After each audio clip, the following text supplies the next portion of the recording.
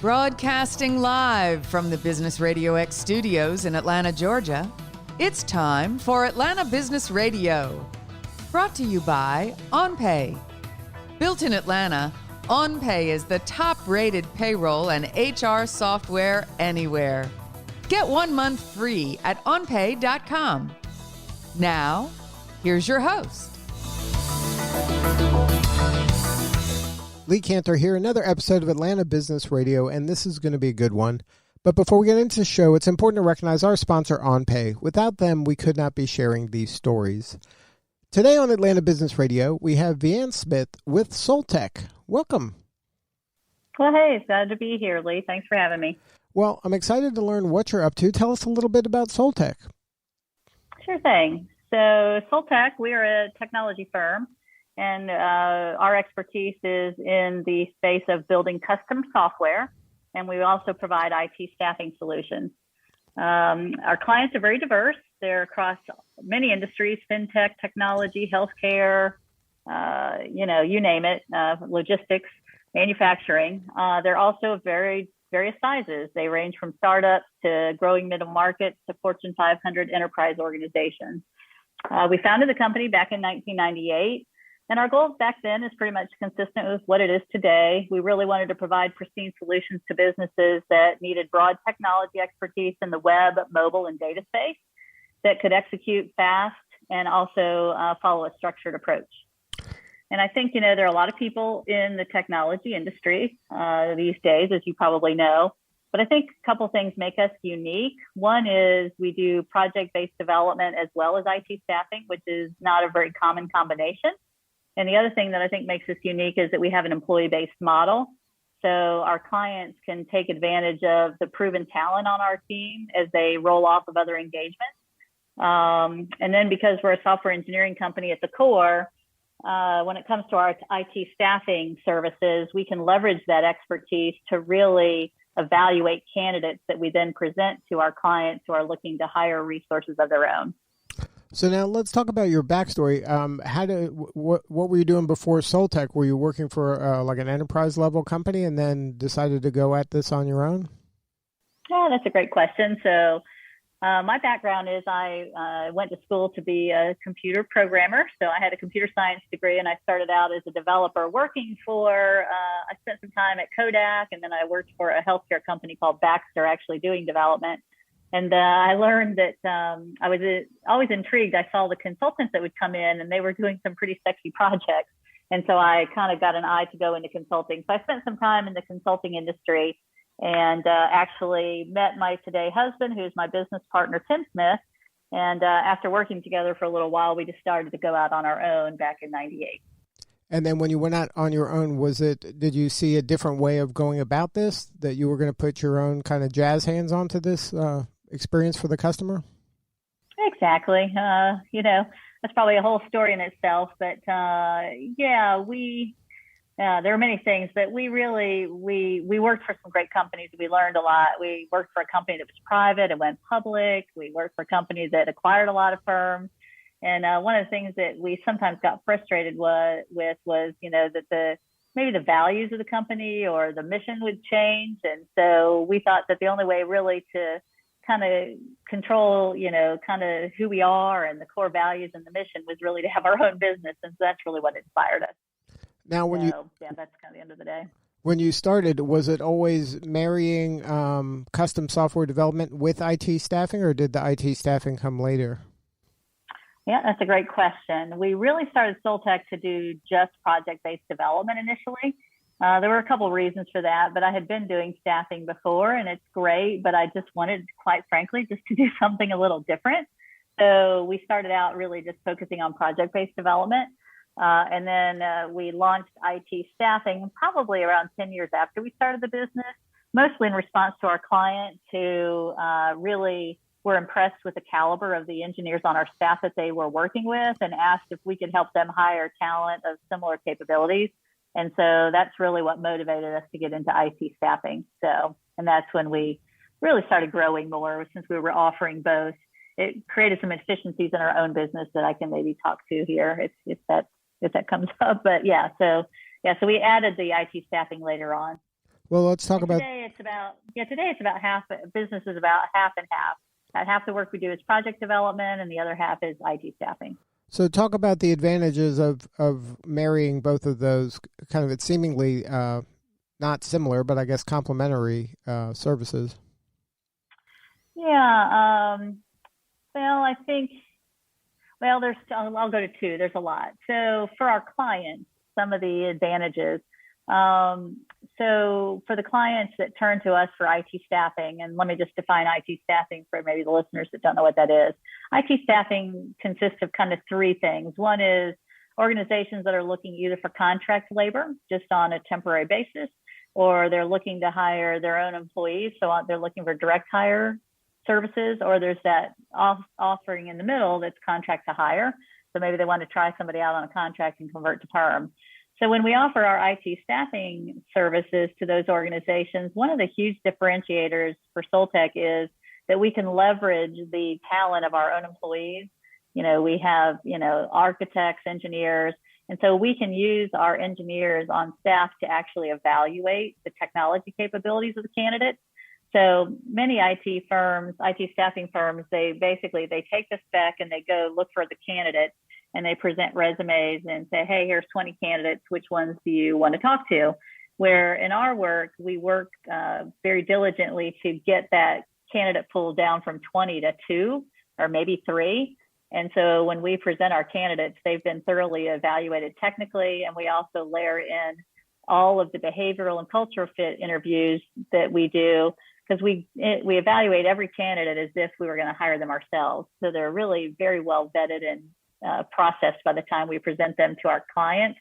And the thing we hear over and over and over from our clients is that we save them so much time by, really weeding down the list and zoning in on a really great fit. So the goal is that we present them 2 or 3 candidates, and one of them is the perfect fit. So that's a huge benefit to our clients. And then there's also benefits to the candidates out there that are in a job search.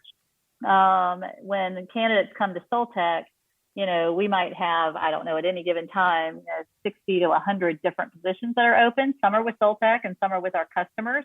And so, most engineers don't love being in a job search. So if they can come to one recruiting organization like SolTech and get presented with 3 or 4 or 5 opportunities, working with one recruiter, it just simplifies their interview and job search process. And so our goal is to give every candidate 1 or 2 potential opportunities.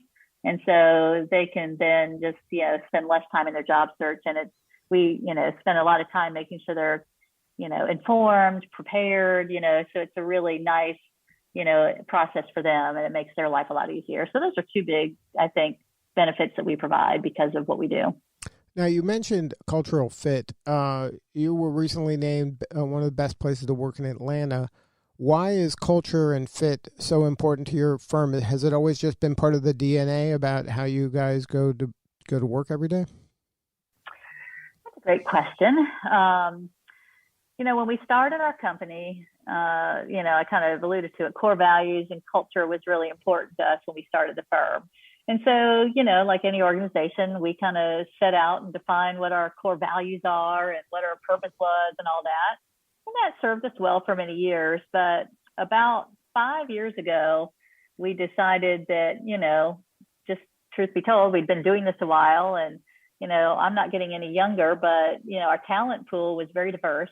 And so we actually decided it was time for us to reevaluate our culture, our values, our greater purpose, even our practices and processes on how we develop our software. So we actually set out on this culture initiative and hired someone to come in and lead that. And truthfully, we just made a ton of mistakes. So the good news that came, even though it was a painful period, the good news from that is that we learned from it. One of the values we have is, that it's okay to make mistakes as long as you learn from it, right? So we do kind of practice what we preach. So kind of the learning that I took from this time was that if you want to get it right, you really need to listen to your employees so that you know what's working and what isn't. And the harder part of that is not about just listening, but you actually have to be okay to hear the bad truth and to be able to accept it. So that was key. but anyway, so that was a big thing we started about 5 years ago, and we actually leveraged technology to help us, I believe.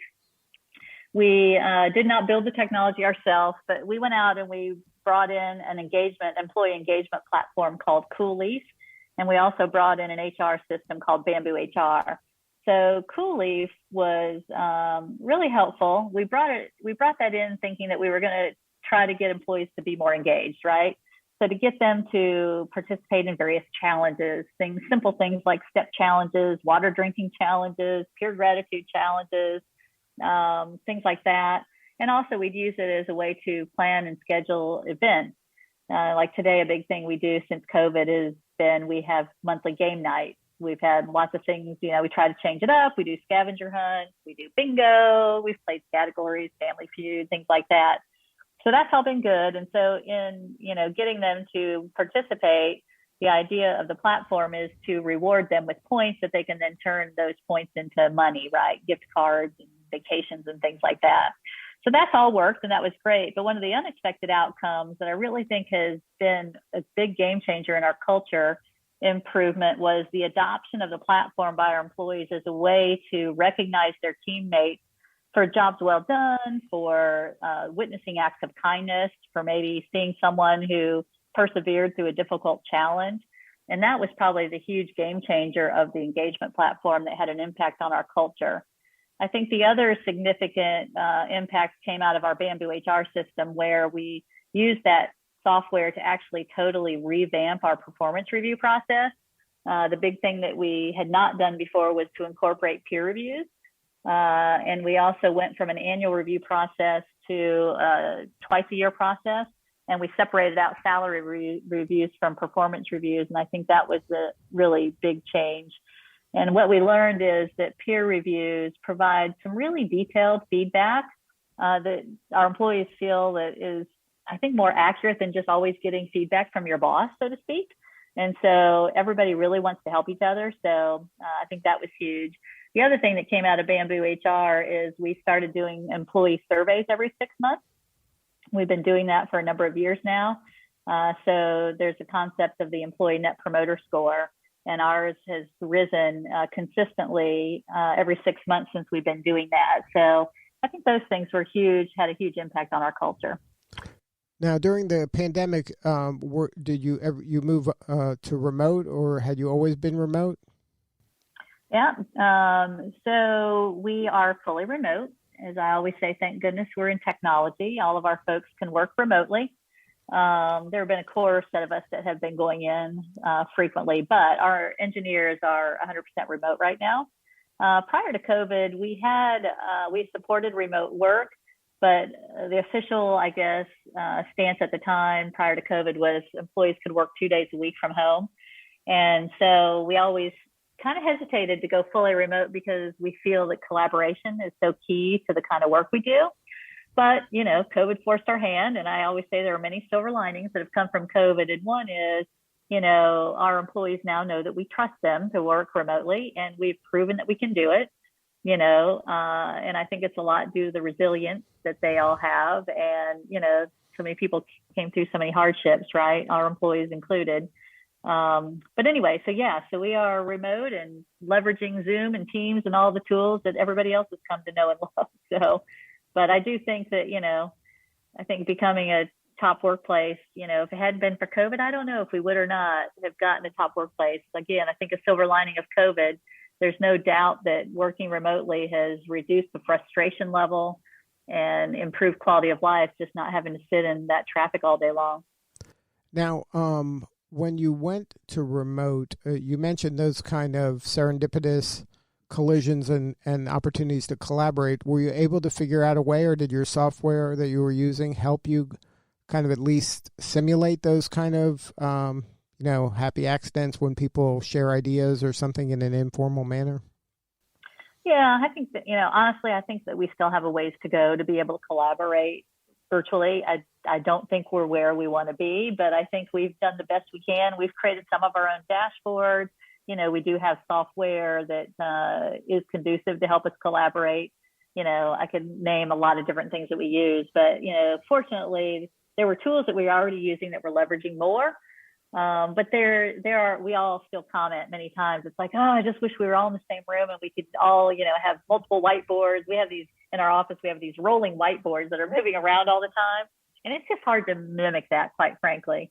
But we amped up our technology with, equipment for audio, and, we've invested a lot in it in the last year for sure. So, but I do think there's still a ways to go. I think that we'll all see better products. I don't think that, working from home is going away. So I think that we'll continue to see other firms innovate and provide tools that help collaborate better. I think that there'll be more that we'll see. At least I'm hoping so. So now, what is the pain that our listeners are having right now where SolTech is the solution, whether it comes to software development or IT staffing services? Well, I've been saying this for a little while, but I think that the tsunami is upon us. I think there's a lot of pent-up work to be done. I think that, some firms that maybe didn't fare so well had to furlough and lay off people. And so the backlogs have been just, continuing to expand. So we're getting calls that, hey, we need you to take this whole backlog. We've got, 400 items on the backlog. Can you assemble a team quickly and take the backlog and get it done?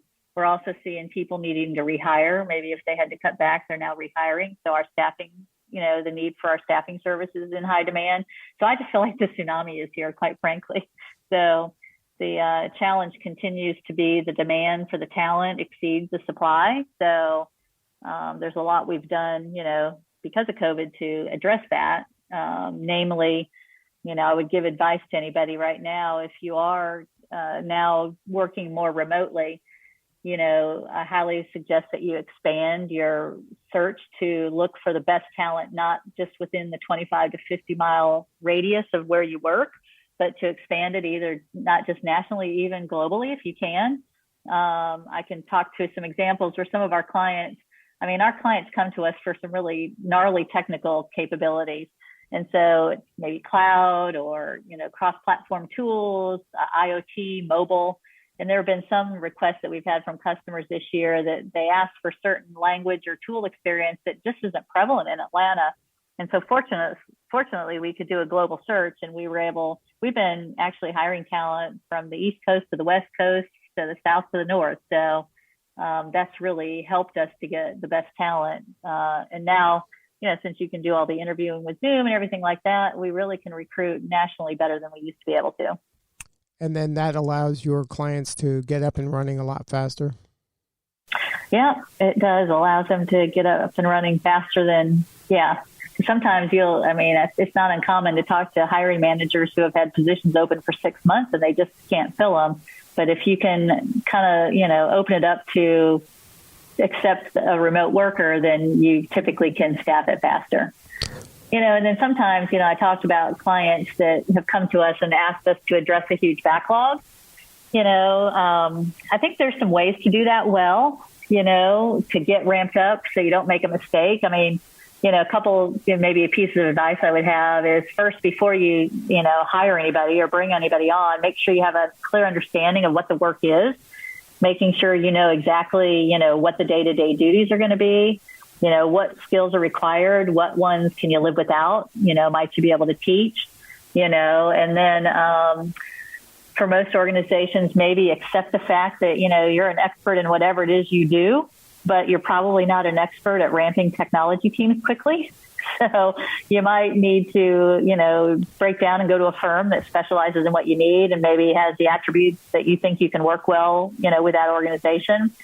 And then you got to figure out how long do you need the people, right? So you may need to hire some people that stay with you forever, but if you've got a backlog, when the backlog's done, you may not have a job for those people. So you may want to augment with some contract labor just instead, or maybe you want to do some contract labor and maybe some on a contract that you want to maybe convert to perm, for example, things like that.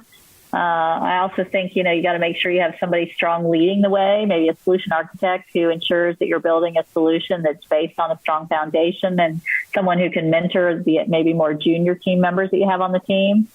And then the last thing I always say is, if you can, and you're ramping up a team quickly, if you can have a mix of maybe some team members that have already proven that they can work well together, and you can leverage that and then mix that with some new team members that are new to your organization who have a fresh, perspective and come with, fresh ideas. That's a really win-win, and if you can mix it with senior to junior to mids, I think that's always a good way to build a fast team effectively as well. And then partnering with SolTech will help you kind of have a partner that's kind of looking at this challenge holistically, not just, I'm just trying to fill this slot. Exactly. Yeah. Since we know kind of how to develop software, we know, okay, first of all, make sure you know what it is you got to, what are the success criteria, right? What methodology you're going to follow? What are the deliverables that you can measure to? What are your checkpoints, right? So because we have all of that deep expertise and we do projects, we layer that with our ability that we're recruiting every day, right? We've always got a pipeline of candidates.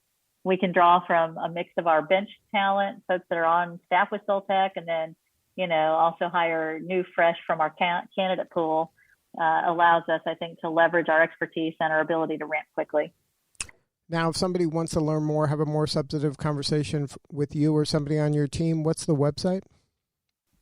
We are at soltech.net, not soltech.com, it's soltech.net. And that's SOLTECH.net. That's correct, yep. Well, thank you so much for sharing your story today. You're doing important work, and we appreciate you. Oh, well, thank you. Appreciate the time to chat with you today. All right, this is Lee Cantor. We will see you next time on Atlanta Business Radio. Today's episode of Atlanta Business Radio is brought to you by OnPay. Built in Atlanta, OnPay is the top-rated payroll and HR software anywhere. Get 1 month free at onpay.com.